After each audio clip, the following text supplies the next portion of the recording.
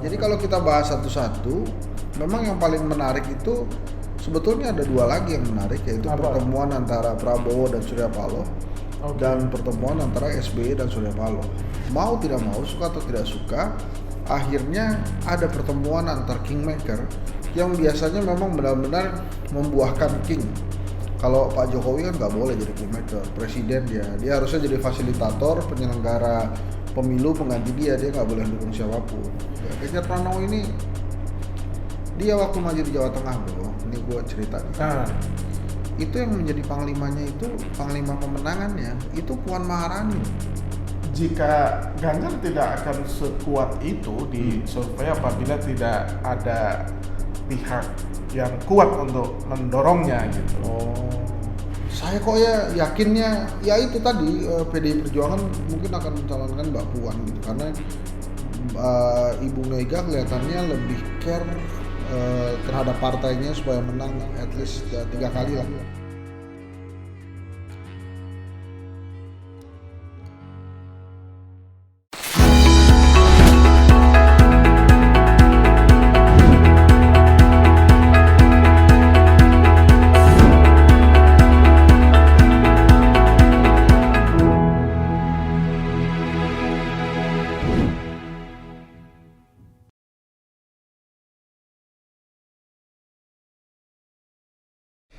Kawan baik, Nur Iswan Channel. Kali ini saya bersama dengan pengamat politik yang tidak asing lagi, Mas Hensat. Hensat itu singkatan dari Henry Satrio. Gue masih terkagum-kagum nih pemirsa dengan caranya ini. Ini kalau gue boleh cerita, boleh gue lu sih ngomong di. Iya boleh. Ini kalau gue boleh cerita ya. Ini Bro Iswan ini menggunakan sebuah teknologi canggih yang luar biasa. Ini harganya miliaran nih gue denger nih. Jadi ini hebat bener nih. Beginian aja modalnya gede juga nih. Jadi ya karena ini udah sophisticated teknologinya ya mesti mau lah gue. Bang Hensat ya kan, salah satu pengamat politik yang itu sekarang jadi media darling.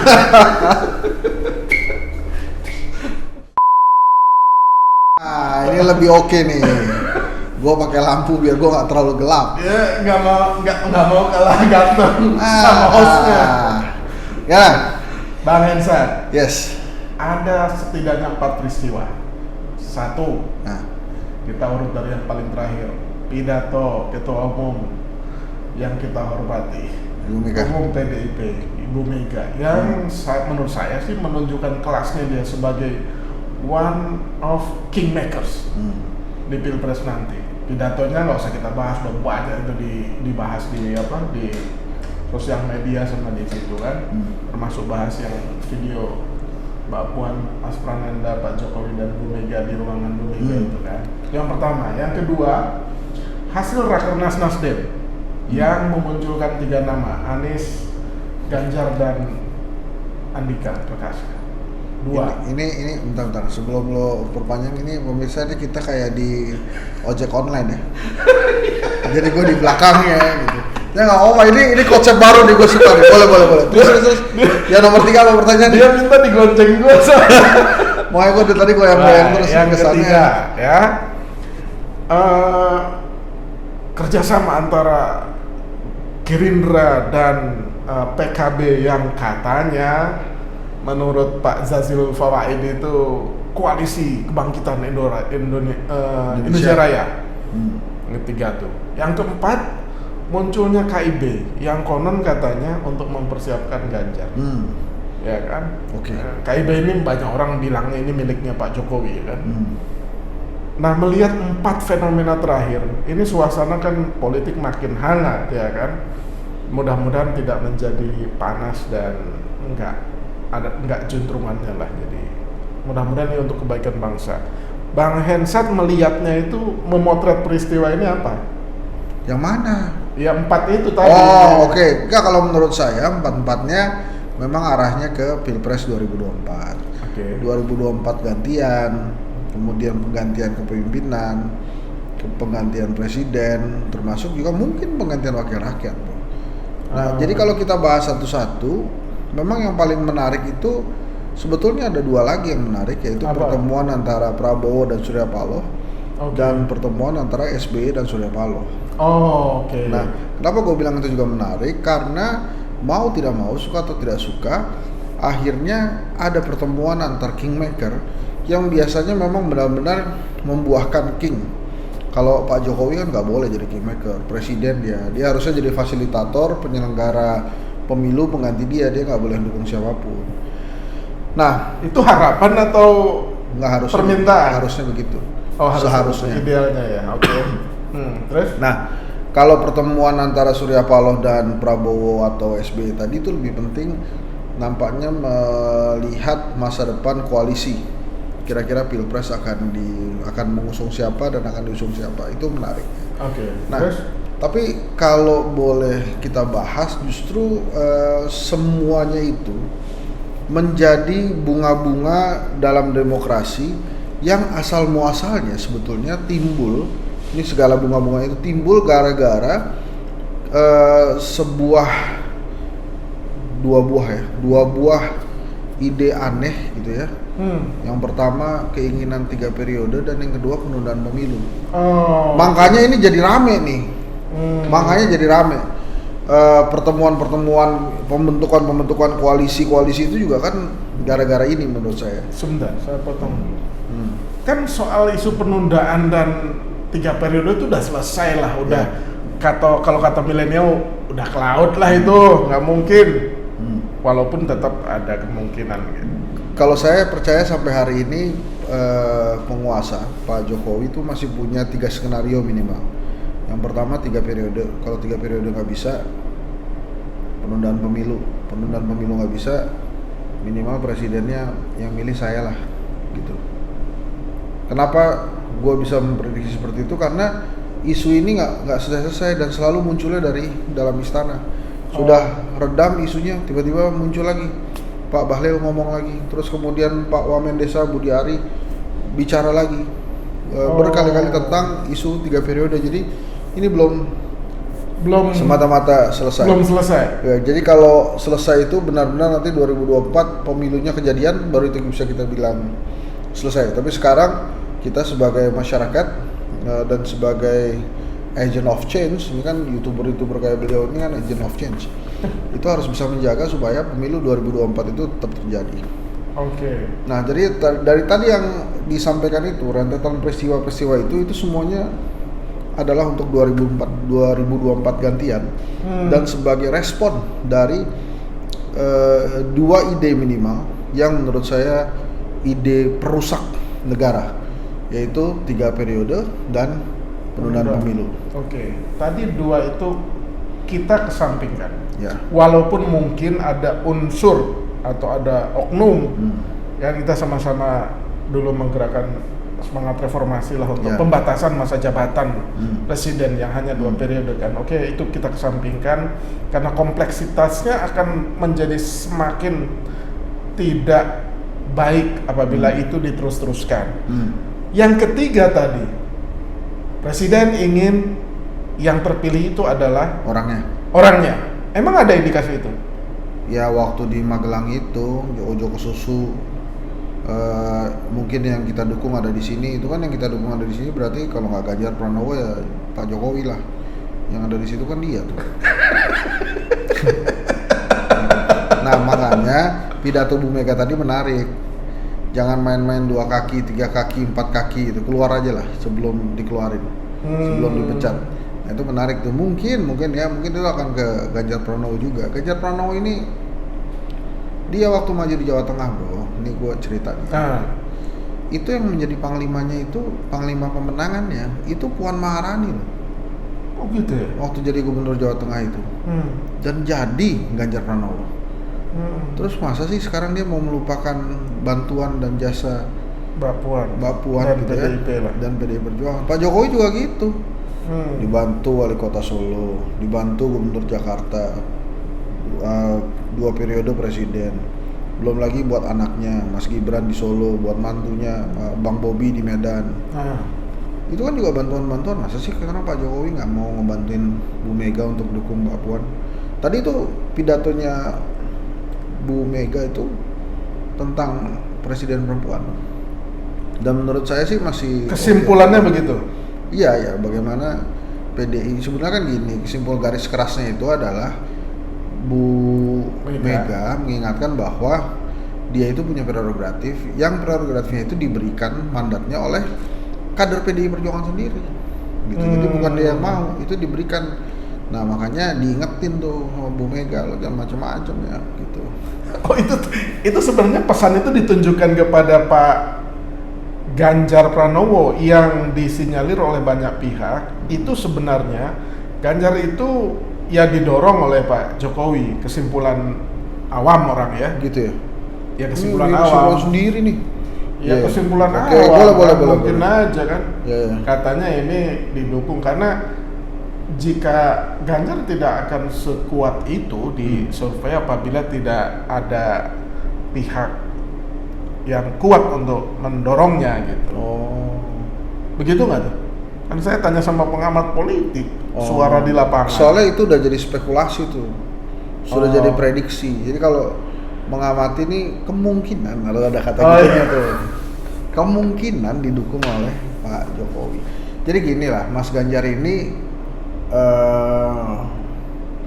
memang fenomena ya saat ini karena dianggap sebagai salah satu calon presiden yang kuat gitu ya. Dengan 10 tahun di Jawa Tengah, lawan terdekatnya Anies Baswedan yang 5 tahun sebagai gubernur Jakarta. Lawan agak jauhnya itu sebenarnya Pak Prabowo yang capres 3 periode pemilu. Jadi dia jadi calon presiden 3 periode tuh udah. Kalau besok maju lagi dia 3 periode.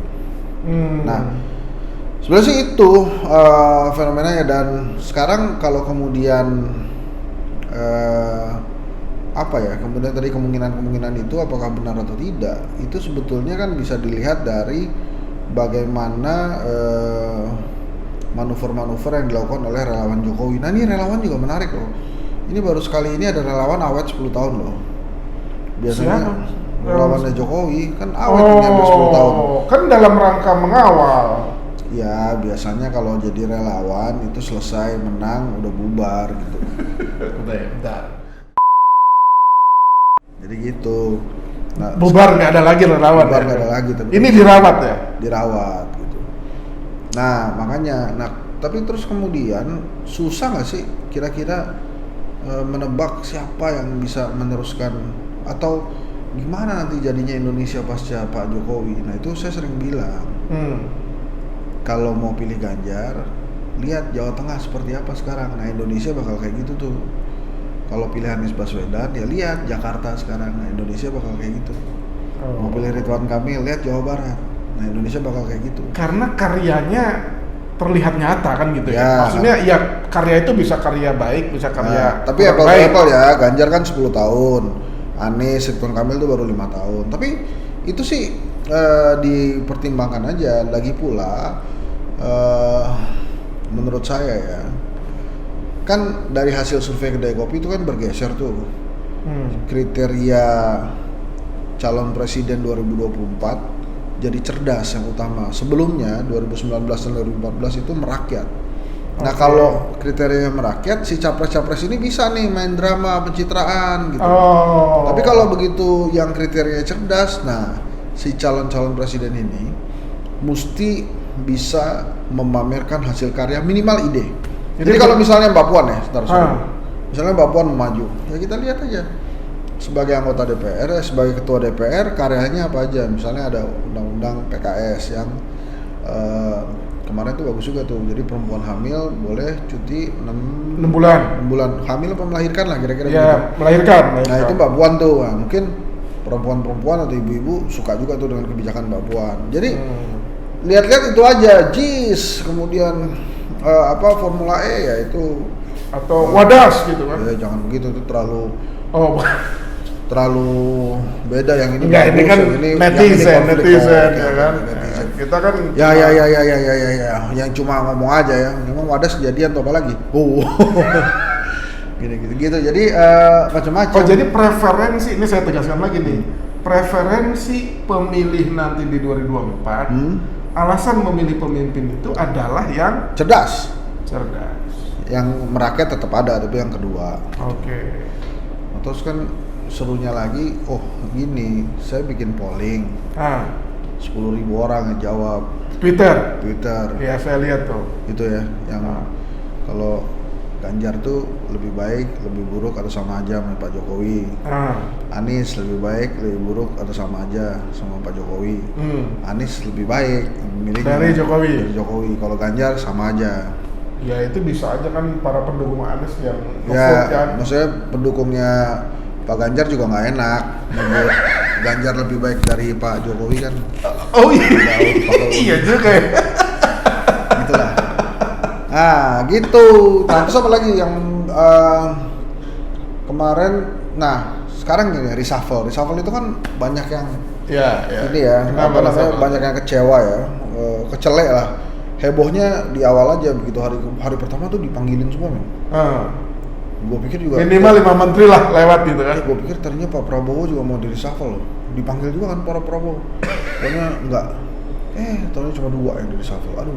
Iya. Gak seru banget tuh. Tapi kalau Pak Jokowi nggak suka ya dengan Nasdem ya, karena mendorong 3 nama tuh kan, ada Ganjar, ada Anies Baswedan, ada Andika Perkasa gitu ya. Bakal ada reshuffle lagi tuh gue rasa. Menterinya Nasdem kena semua tuh. Tapi Pak Surya Paloh di Rakernas mau jadi apa negara ini? Bisa rusak kalau ada reshuffle lagi. Kan begitu dia. Itu kalau Nasdem kita mesti acungi jempol. Minimal 2 keberanian yang dipertontonkan oleh Nasdem. Yang pertama dia berani menyebut calon presiden dari awal sehingga rakyat bisa mereview tuh dari awal, mengkaji jauh-jauh hari. Nggak beli kucing dalam karung. Benar. Kemudian yang kedua, dia berani mencalonkan calon-calon putra terbaik bangsa yang bukan berasal dari Nasdem. Itu patut diacungi jempol. Jadi kalau waktu itu Pak Prabowo ketemu Surya Paloh kan endingnya juga begitu tuh. Jangan harus saya, tidak harus saya, bisa putra-putra terbaik yang mendapatkan tiket dari Gerindra. Itu kerennya Pak Prabowo tuh, top. Pak Prabowo dipuji sama pengamat politik ya kan. Saya muji orang-orang baik. Nah terus gini nih. Bu Mega juga tuh baik. Saya itu rame tuh. Apa? Yang Mbak Puan lagi selfie. Kan Mbak Puan lagi selfie. Di sampingnya ada Mas Nanan tuh, Prananda Prabowo. Putra kedua Megawati Soekarno Putri. Yang pertama kan Mas Tatam, Rizky Pratama namanya. Nah, itu saya kasih komen tuh. Kenapa? Di IG-nya Mbak Puan, saya bilang apresiasi untuk Ibu Megawati kukuh dan taat konstitusi, mencegah penundaan dan 3 periode. Mantap. Tapi beberapa jam kemudian saya lihat videonya udah nggak ada. Tapi udah terlanjur viral. Saya juga udah dapet tuh. Nanti di stylein aja sini, mau saya kirimin. Nggak enak sama Mbak Puan. Artinya dia tidak mengizinkan untuk disebarluaskan apalagi di YouTube. Maksud saya gini, saya tuh teringat 2014 ketika Mbak Mega, saya lebih akrab manggilnya tuh Mbak Mega sejak dulu deklarasi Ciganjur menjelang gitu ya. Tahun berapa itu? 97, 99 lah gitu. Beda ya kalau saya kan generasi 90-an. Iya, kita kan ini generasi tampang 70-an. Aja muda ya kan, umur kita udah tua bro. Nah maksud saya gini, 2014 Bu Mega itu kan mau maju lagi. Iya. Tapi dia dikepung dan didesak oleh dalam tanda petik itu persepsi publik bahwa kalau dia maju itu kalah. Kalau PDIP mau menang, maka yang maju itu harus yang dari Solo yang kemudian menjadi gubernur DKI, yaitu Jokowi. Nah ada orang yang mengatakan di lapangan nih bahwa skenario untuk Ganjar itu seperti itu. Jadi untuk mendapatkan tiket dari PDIP, maka persepsi publik itu harus dibangun bahwa Ganjar itu kuat. PDIP akan menang apabila mencalonkan Ganjar gitu loh. Itu menduplikasi strategi Pak Jokowi dulu tuh. Tapi kan kondisinya beda. Beda ya? Kondisinya beda, waktu itu Pak Jokowi ada momentumnya. Nah ini Ganjar nih nggak ketemu momentumnya. Jadi dalam disertasi saya, momentum politik itu sangat penting buat karir politik. Nah Ganjar tuh apa momentumnya? Wadas kan nggak juga, itu kan momentum yang menurunkan. Iya. Sementara Anies ada beberapa tuh, JIS misalnya salah satu momentumnya menurut Iya. saya sih.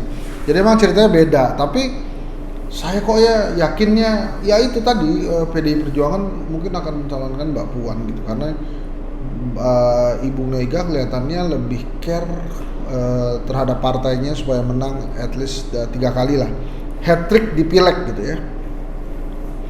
Karena kalau di Pilpres kan ternyata Pak Jokowinya punya gerbong sendiri, bro. Maksudnya? Iya kan ada Pak LBP, ada Budi Karya, ada Pratikno, ada Erick Thohir, itu kan boleh nggak dikatakan begini, PDIP dan Bu Mega itu nggak mau lagi peristiwa Pak Jokowi terulang apabila mendukung Ganjar gitu lah. Bisa aja begitu. Bisa ya? Oke. Ganjar ya minimal jadi ketua tim suksesnya Mbak Puan lah. Iya. Nanti bisa jadi ketua DPR kan. Tapi ini ya, analisis saya loh, ketika Bu Mega mengambil langkah-langkah memberikan sinyal ketegasan kepada pihak-pihak yang internal PDIP tapi sudah mulai melakukan gerilya politik yang luar biasa. Sejak menunjukkan sinyal kerasnya Bu Mega, ya kan? Itu orkestrasi para relawan Ganjar tuh rada turun tuh. Nggak mungkin, karena nggak ada hubungannya dan kaitannya antara PDI Perjuangan dengan relawan. Relawan ini jalan sendiri aja, mau bohirnya beda, kecuali bohirnya relawan dari partai. Ya maksud saya itu kan untuk bohir itu bisa siapa aja ntar daripada kita dituntut nih. Bohir itu bisa siapa aja, relawan-relawan yang nyumbang juga bohir tuh. Nah, iya. Jadi aman.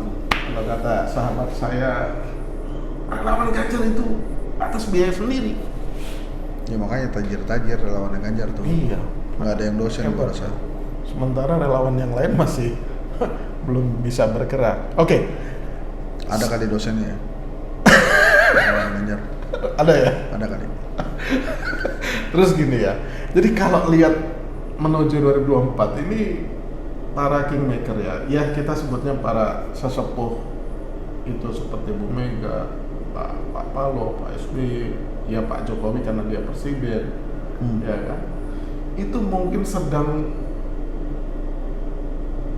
menyusun simulasi itu berkali-kali itu. Iya. Hah? Ya bisa aja. Karena nggak ada yang dominan. Iya, karena kalau dari hasil survei kedai kopi memang Prabowo, Ganjar dan Anies itu mirip-mirip elektabilitasnya. Nah, karena mirip-mirip, maka skenario perubahannya ini belum tergambarkan ya. Taruhlah misalnya 3 lembaga survei, tiga calon presiden, Prabowo, Anies Baswedan dan Puan Maharani gitu ya. Nah ini yang paling repot kan Anies Baswedan sebetulnya. Kan baru Nasdem itu juga ada 3 kan. Dia belum firm. Dia belum dapat tiket tuh. Nah tadi kenapa gue bilang bagus tuh Nasdem ngumumin dari awal. Jadi Nasdem itu mengembalikan marwah mulianya partai politik. Maksudnya? Nggak di ujung-ujung. Jadi kalau di ujung-ujung itu marwah partai politik tuh seperti loket bioskop. Lu bawa duit, kasih duitnya, keluar tiket. Gitu. Nah marwah partai politik itu harusnya kayak Nasdem dari awal. Set. Ini ide gua 3 orang. Maksudnya duit itu kalau kata bahasanya Pak Ahmad Sayhu itu presiden PKS not for sale. Duit yang dimaksudkan kadang-kadang dalam kesepakatan politik itu kan ya ditanggung uang saksi. Gitu kan. Maksudnya itu kan. Tapi kecuali Bu Mega kan biasanya terakhir di ujung-ujung tuh dia baca-baca dulu kali, baca-baca situasi, baca-baca. Soalnya Bu Mega tuh cuma satu-satunya partai yang bisa mengusung sendiri loh. Ya makanya calon presiden yang pasti saat ini sampai hari ini cuma Bu Megawati Soekarno Putri. Karena dia bisa ngusung sendiri, terus dia yang menunjuk siapa capresnya. Jadi kalau dia bilang saya aja lah jadi calon presiden boleh, Puan aja boleh. Jadi yang sampai hari ini tuh yang paling sure jadi calon presiden tuh Megawati Soekarno Putri. Nggak ada yang lain. Erlangga.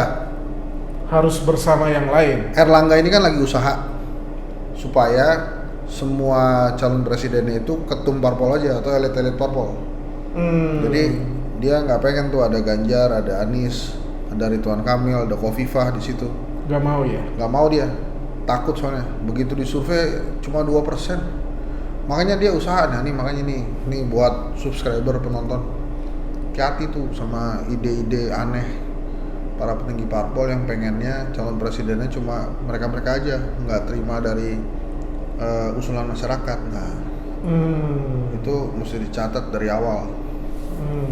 Itu mungkin ya, misalkan supaya mungkin kan dia yang pegang tiket kan ini, makanya orang-orang bilang kingmaker itu apakah Surya Paloh, Megawati, Jokowi. Kalau menurut gue sih semua ketua partai politik itu kingmaker plus Mahkamah Konstitusi. Jadi kalau Mahkamah karena Konstitusi, pertarungannya nanti setelah di pemilu kan berpindah. Bukan, kalau Mahkamah Konstitusi bilang 0% presidensial threshold, itu agak bebas tuh mencalonkannya. Dan nggak semuanya juga bisa sih, nyalon presiden kan mahal ya. Iya. Ya paling 16, tapi nggak sampai 16, gue rasa paling banyak 5 juga tetap. 16 apa? 16 orang capres. Capres. Partainya aja 9 bro. Iya kan, yang lain-lain belum. Yang nggak lolos parlemen kan ada 7.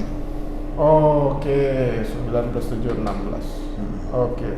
Terus balik lagi ke partainya Bu Mega. Kans Ganjar gimana dong? Kansnya Ganjar bagus, jadi ketua tim sukses Mbak Puan. Apakah Ganjaris akan melobi Bu Mega? Ya mungkin aja. Apakah Ganjar berani keluar dari PDI Perjuangan? Gua rasa nggak berani. Nggak berani ya? Nggak berani. Karena dia kemarin ngomong tegak lurus dengan perintah ketum gitu kan? Ya, dia ngomong kayak gitu sekarang. Oh sebelumnya? Sekarang kan pertanyaannya tegak lurus ke ketum atau tegak lurus ke presiden? Itu kan pertanyaan. Soalnya di Rakernas Mas Ganjar dengan Mas Bambang Pacul udah salaman kan? Oh iya. Mas Bambang Pacul kan emang gentleman dia. Iya. Santai aja. Oke, saya tegesin lagi nih. Peluang Ganjar diusung oleh PDIP? Ada, tergantung Bu Mega. Oke. Ini ngotot amat tentang pendukung Ganjar. Oke. Sekarang ya bergeser lah. Beneran nggak tuh Prabowo maju dengan Caimin sebagai wapres? Caimin itu siapa aja diajak. Kemarin sama PKS, sekarang sama Gerindra. Koalisi semut merah. Iya, itu PKS kan. Ya. Sekarang sama Gerindra. Koalisi Kebangkitan Indonesia Raya. Dulu juga begitu. Sini JK jadi calon presiden dari PKB. Oh, Rhoma Irama, mari sini. Mahfud MD, mari sini. Tetap aja Jokowi. Rusdi Kirana. Iya. Caimin tuh emang begitu dahsyat. Iya. Dia itu yang bikin PKB stay di 5 besar.